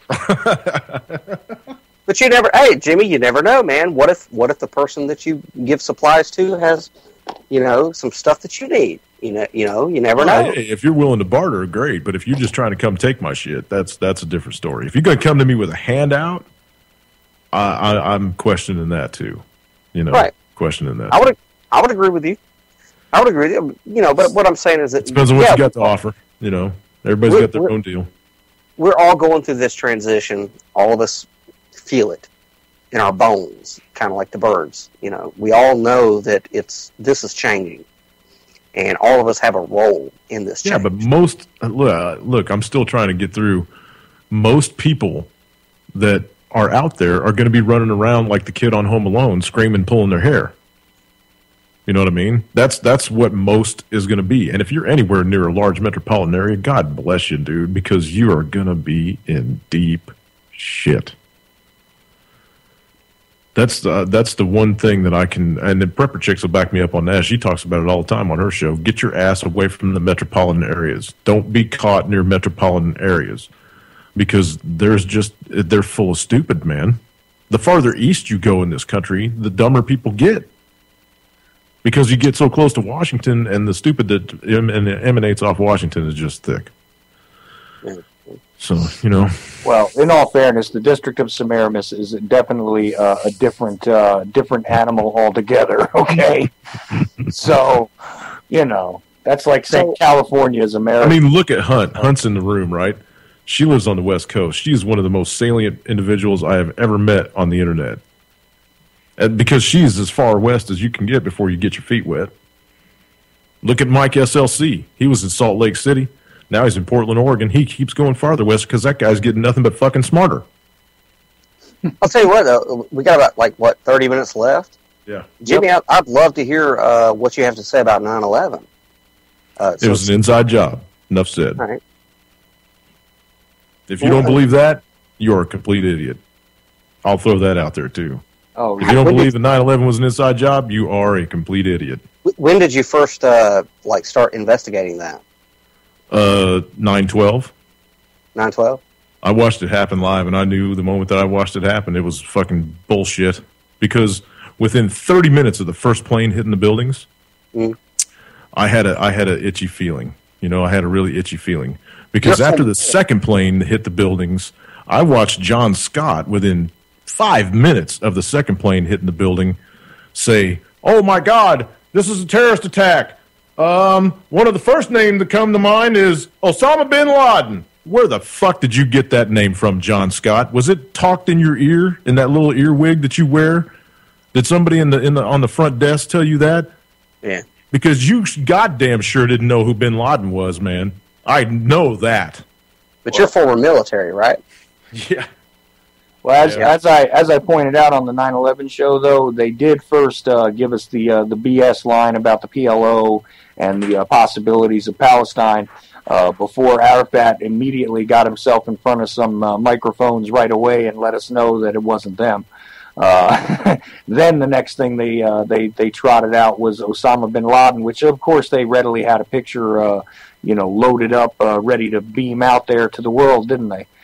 I was watching Fox News from before the first plane hit until 3 days later. Okay, and I watched John Scott say that within I guarantee it was probably within 2 minutes of the second plane hitting the building.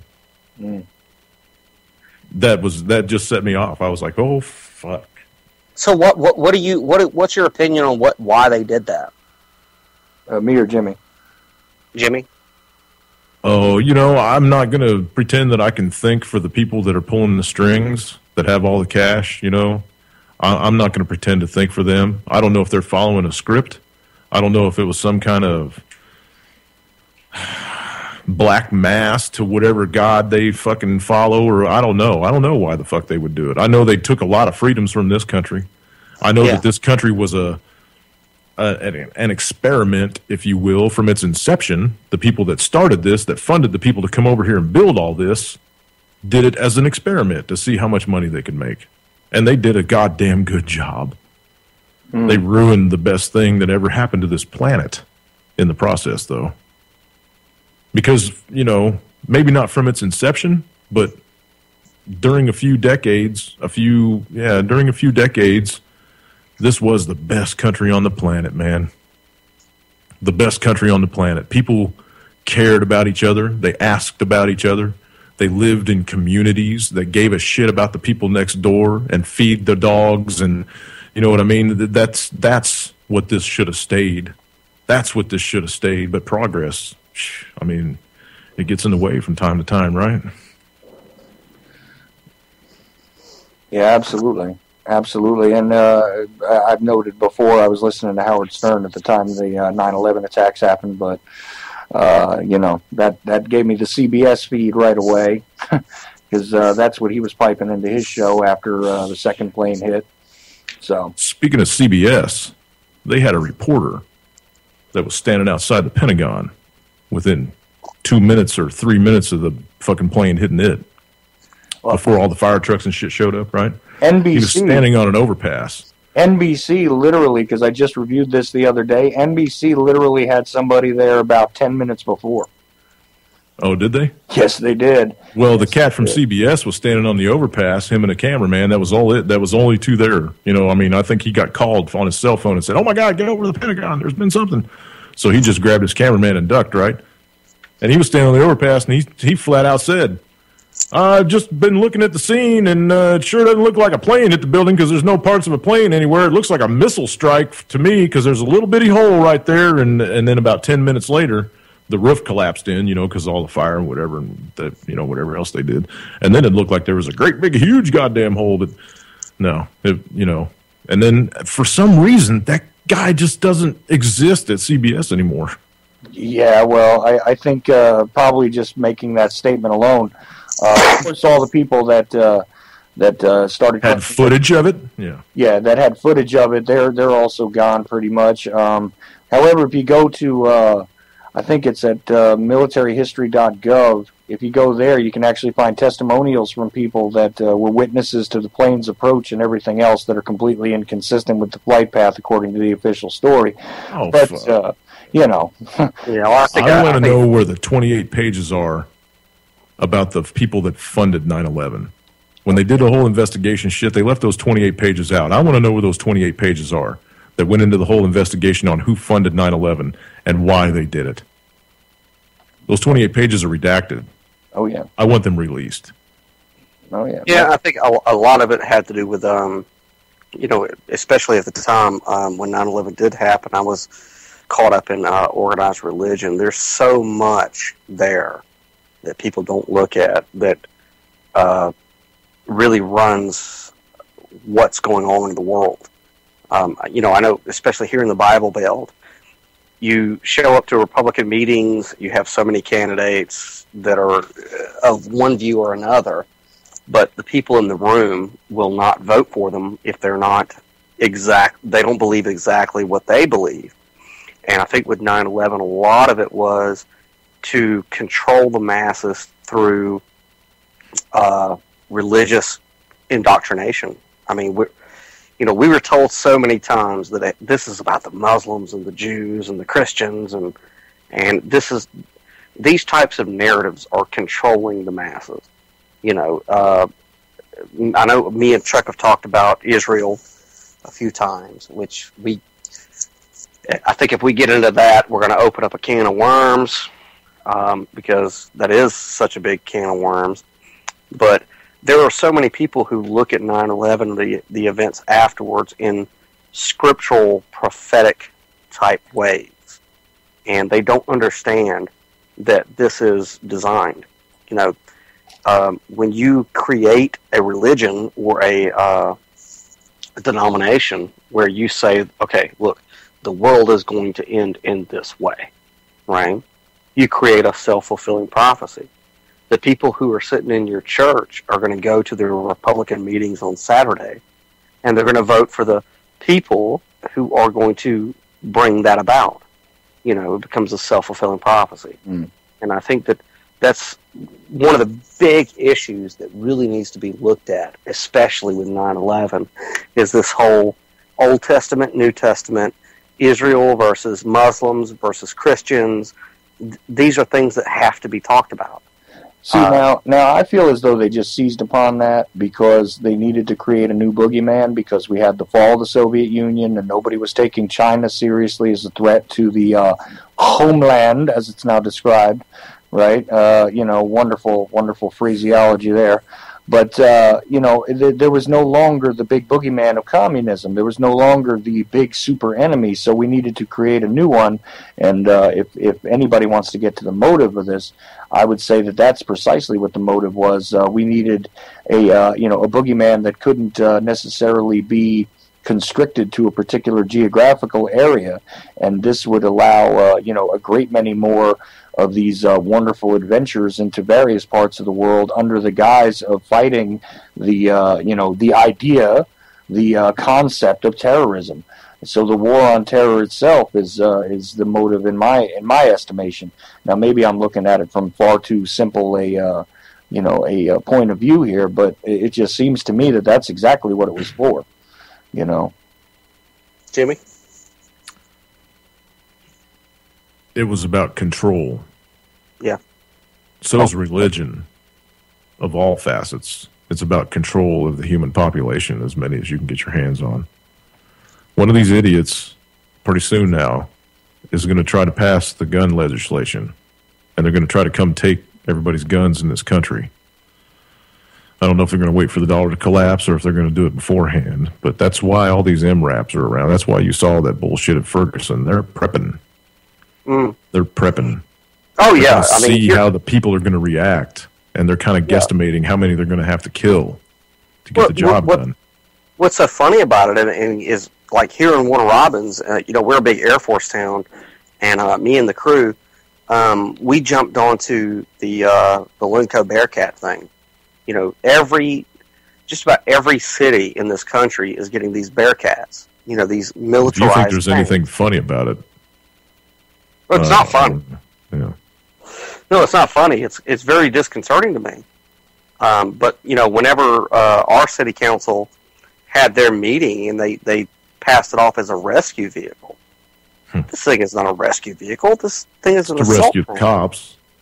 Yeah, maybe. Yeah, it'll rescue cops in unconstitutional raids and things of that nature. I can promise you, one of these days, one of these stories that gets dropped and everybody starts spreading it on Facebook, one of these little SWAT teams is going to hit the wrong house on the wrong day at the wrong time, and they're going to get their asses handed to them by some on-the-ball individuals.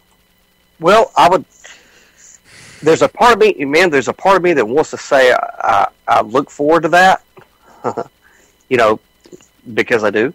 But there's also a part of me that says I don't look forward to that because it's going to escalate things. They're going to use it as an excuse. Yes. If the police were to hit your house, for example, Jimmy, what they're going to do in the media is they're going to say, one, he's a sovereign citizen, okay, which means terrorist, right? Mm-hmm. That's what the Department of Homeland Security has already passed out. You're a terrorist. So there's I'm a terrorist because I got an Oath Keeper sticker on the back of my truck.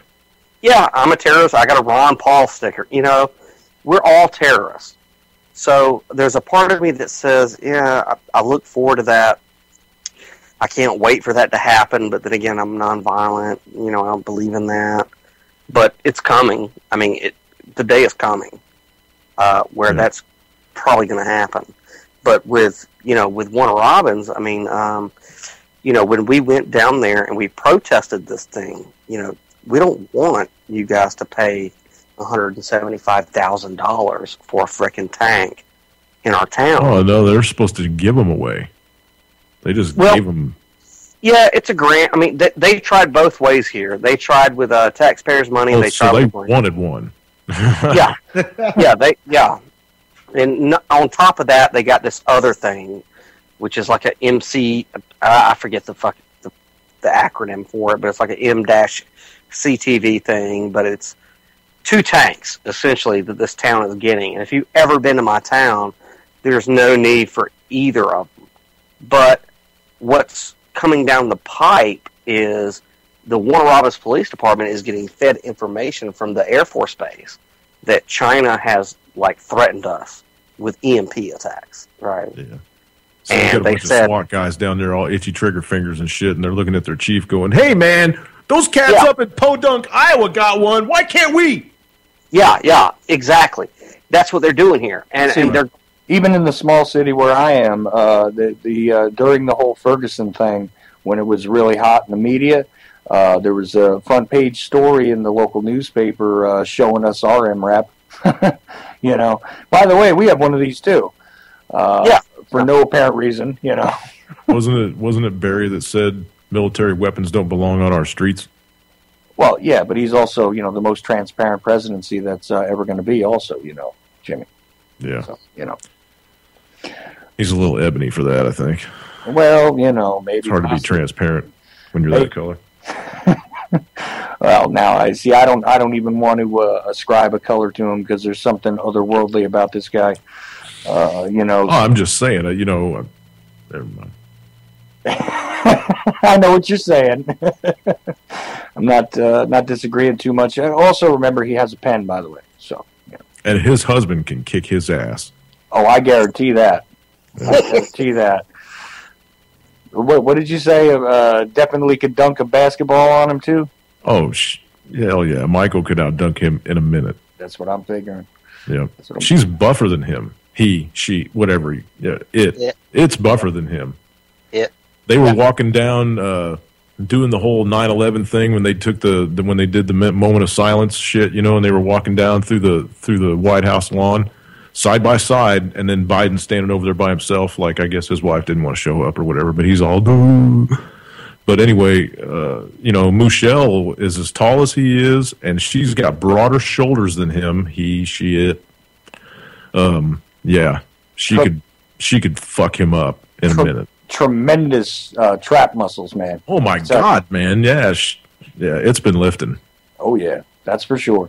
And Biden, of course, is just there to make faces like always. So he's there if they want anything funny said, he'll jump up in front of the mic. Well, that might be as well. He's got some pretty powerful jowls. That's all I'll say. Yeah, that's for sure. And Barry's not too funny usually, except of course, everybody going after him for he doesn't have a strategy. At least he was honest right there. He doesn't have any strategy at all, but he's going to get handed one. That's for sure. Anyway, I found the Stonehenge thing was rather curious. I don't know if you guys have been following that, but that was walking around over there. Yeah, him going to to Stonehenge the other day, especially I think it was right before the supermoon. Mm-hmm. That was very peculiar to me. I'm still. It would have been awesome if a fucking sinkhole would have opened up and just swallowed his ass. I'm waiting for karma to smack him right in the fucking kisser. Yeah, but he's a puppet, dude. I mean, he's a puppet. But still, he has a conscious mind, right? He is making the decision to do what he's told.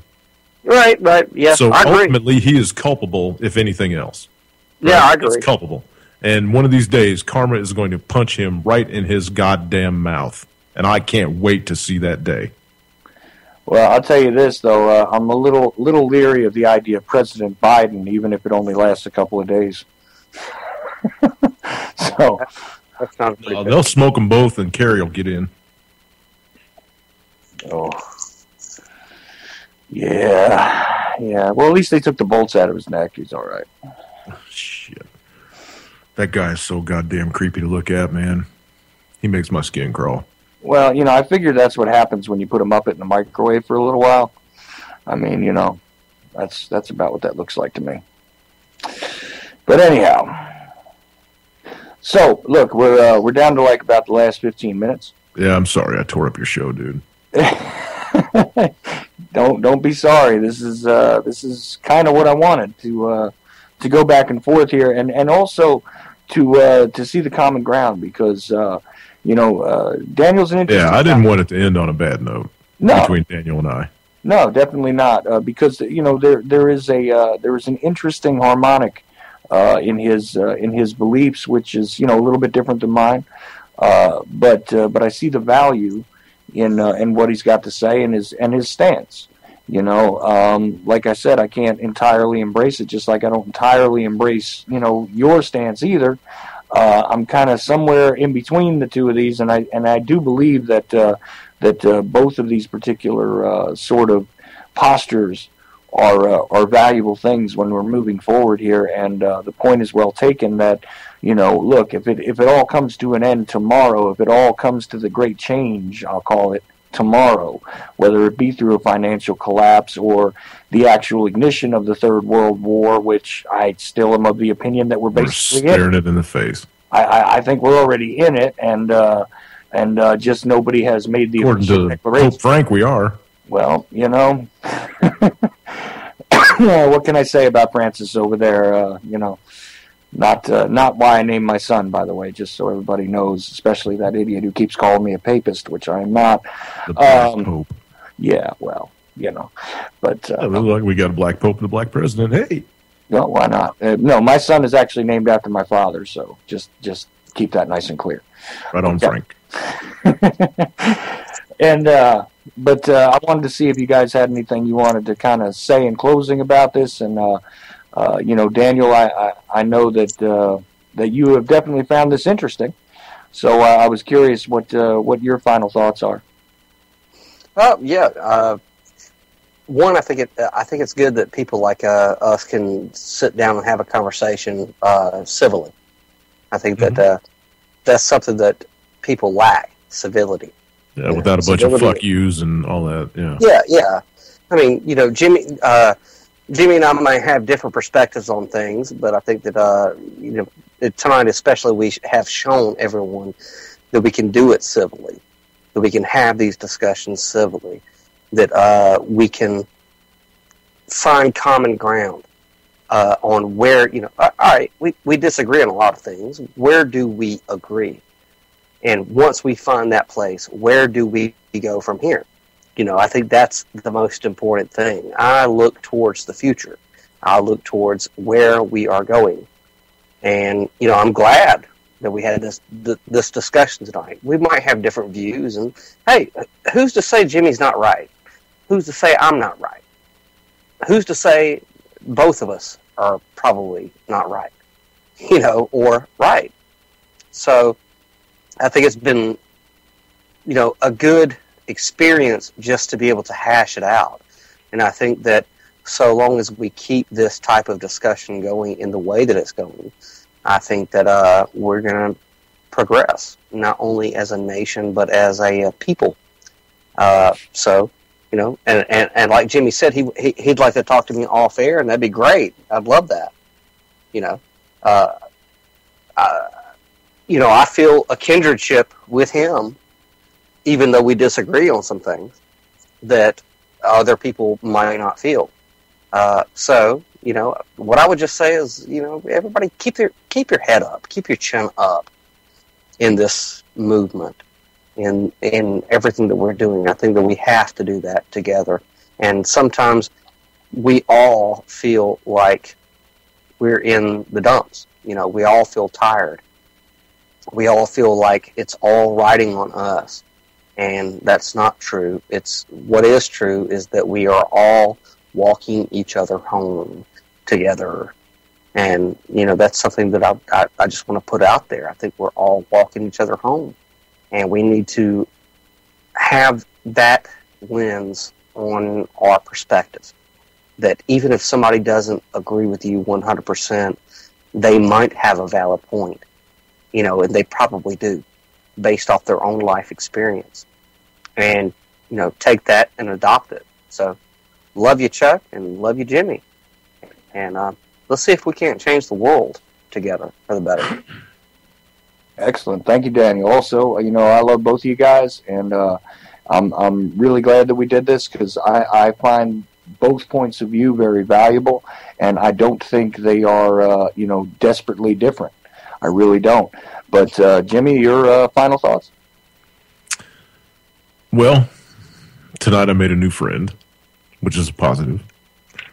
We didn't come up with any solutions, but we did come up with a handful of ideas. We talked around the block. We had some laughs, and it was good to get back on the air again for a little while. If anybody disagrees with me, that's your prerogative. Those that agree with me, welcome to the club. I love you guys. Kim, I hope you had a good night listening to us bullshit around. I hope Frankie's doing good. I hope the dog's doing good. Daniel, I hope you and your family are doing all right. Enjoy the rest of your weekends, fellas.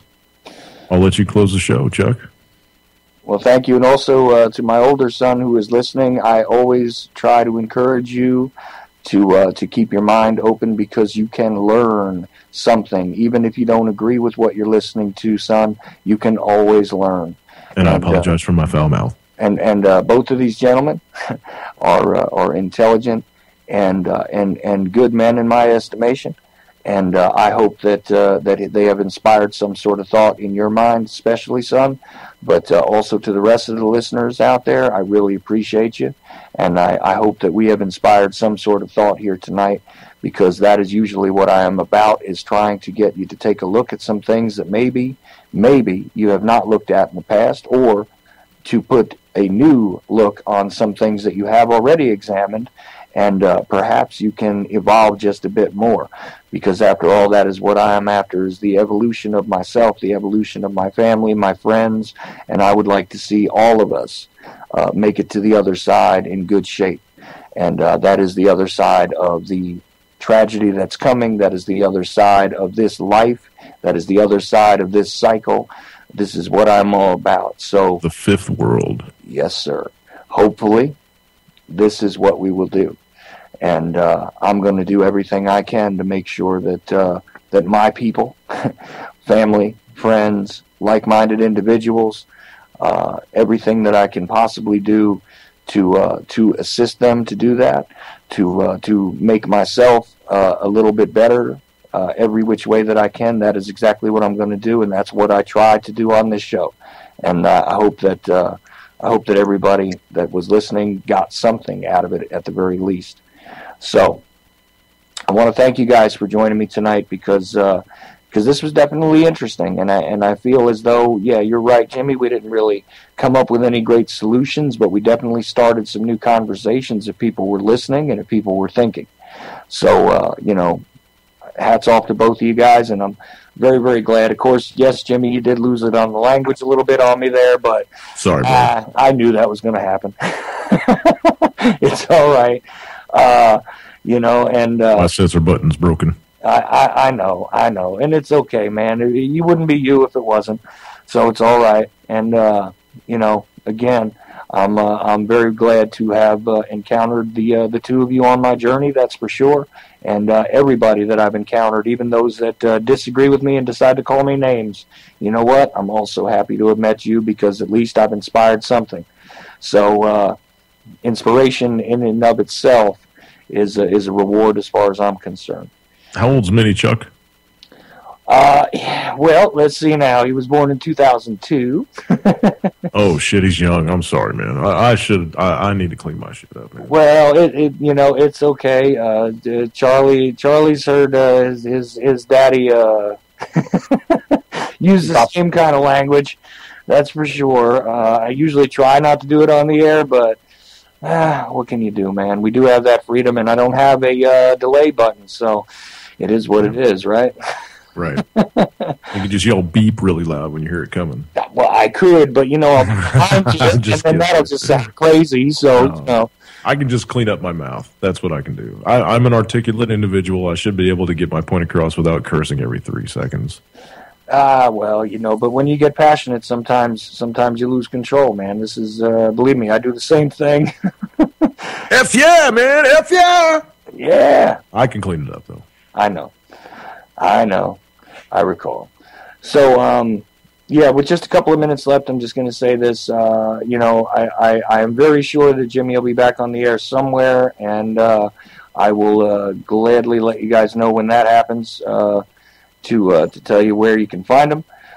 Meanwhile, Daniel is at zeninthecar.com. He's a writer there, has written some very interesting pieces, like I said before, and you guys, you could find each other on my Facebook friends list. You're both friends of mine on Facebook, or you guys could drop a Skype contact to one another if you want, continue your conversation, or whatever it is you guys want to do.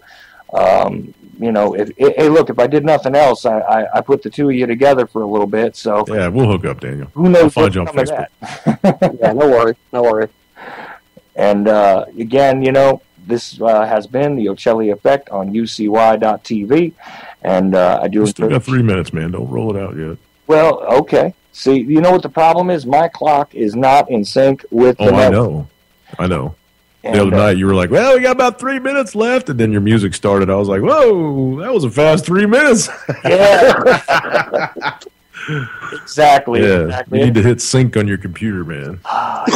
And I've done it, and still it's not right. It's, I'm using something that's just about as old as my son, so this is where I'm at now. Sync it off your, sync it up with your phone. That phone should be right on the money, because it's getting pinged from the tower to find its time. Yeah, well, what's funny about that is I don't have the phone anymore. Oh, shnikes. Yeah, things have progressed in the wrong direction regarding my ability to have technology, Jimmy. So, oops. Yeah. Alrighty. The Dangerous Job didn't hold up too well and stuff like that. So Oh no. Yeah. So I guess I didn't bleed. I don't know if I bled too much or not enough. Well, get back at it, man. Bronco said the economy's booming. Yeah, I keep wondering where that is exactly. It's the same thing I said the first time I was on this network. I said, gee, the economy's supposed to be improving. I'd like to know where that is, because I want to go down to the airport and apply for the TSA. Oh, do you think I'm dumb enough to work for the TSA, Jimmy? Dude, bleed it for all it's worth, man. Mm. You'll be a supervisor in a year. Well, that might be an idea. If I wasn't on a watch list. And if you want, man, half those cats got rap sheets, so don't even go there, man. Oh yeah, but but they don't get weird responses back when the Freedom of Information Act letter is sent, man.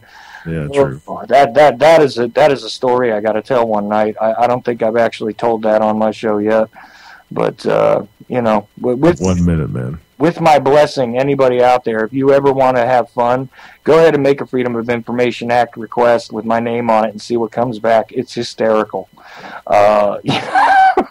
blind subbitch, you couldn't read it anyway. Yep. That's right. That is right. So anyway, yeah, with the last minute here, I'm just going to say to everybody again, thanks for listening. Of course, also very happy to have people listening. There we go, man. Peace, everybody.